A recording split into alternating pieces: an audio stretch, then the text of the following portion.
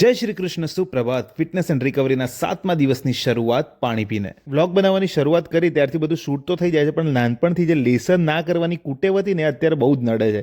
Voice over માટે સમય અને શાંતિ મળતી નથી એવા બહાના થાય છે જોકે, પણ હવે એ મેનેજ કરવું જ પડશે. આજનું સ્કેડ્યુલ એકદમ ટાઈટ હતું એટલે ફટાફટ નહીં ધોઈને ધ્યાન કર્યું નહીં ધર્યું. પછી પ્રાણાયામ કર્યું, એટલે કે ઓમ પ્રાણાયામ, અનુલોમ વિલોમ પ્રાણાયામ, ભસ્ત્રિકા પ્રાણાયામ, કપાલભાતિ પ્રાણાયામ અને ભ્રામરી પ્રાણાયામ. જ્યારે નક્કી કર્યું ને કે 21 દિવસના વ્લોગ્સ બનાવીશ ને રેગ્યુલર અપડેટ કરીશ, ત્યારે તો આમ એવો ઉત્સાહ હતો જબરજસ્ત. પણ ભાઈ ખબર પડી ગઈ હો, બૂમ પડી જાય છે, બૂમ.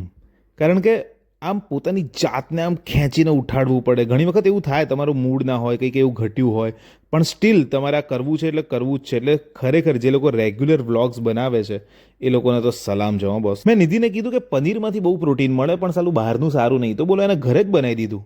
અને કેલ્શિયમ માટે દૂધ. આજે ઉતાવળ હતી એટલે બપોરનું જમવાનું ફટાફટ લઈ અને ગોળવાળી ઘટના આજે જમવામાં કરી કાઢી બહુવા સાથે. આવો ગોળ અને રોટલાનો બહુવો કોને કોને ભાવે? જમ્યા પછી ટાંટિયા ટીકડા. પછી એને ગાડીમાં બેસીને ટાંટિયાલાલ તો નીકળી પડ્યા ક્યાં? ડબિંગ કરવા.